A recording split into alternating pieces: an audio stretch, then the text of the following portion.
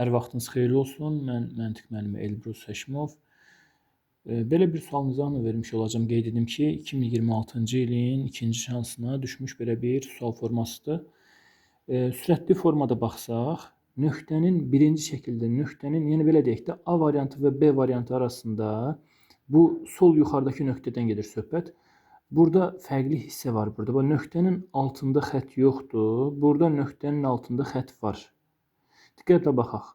Birinci şəkildə nöqtənin altında xətt var. Üstə gələk. Nöqtənin altında xətt yoxdur. Bərabərdir. Nöqtənin həmin o yuxarı soldakı nöqtədən gedir söhbət. Yenə qeyd edirəm. Nöqtənin həmin o yuxarı sol tərəfdəki olan nöqtədən gedir söhbət. Onun altında xətt var. Deməli üstə gələk. Sual içərisində xətt olmamalıdır. Deməli xətt olmamalıdırsa, təbii ki biz B variantını, D variantını, eyni zamanda C variantını çıxırıq. Və A ilə E variantı arasındakı fərqli hissəyə baxsaq, A ilə E variantı arasında. Diqqətlə baxsaq, biz sağ aşağıdakı nöqtədən gedir söhbət. Və bu hissədə fərqli yer var. Və buradakı xətt var, və buradakı xəttdən gedir söhbət. Burada var, amma burada yoxdur həmin xətt.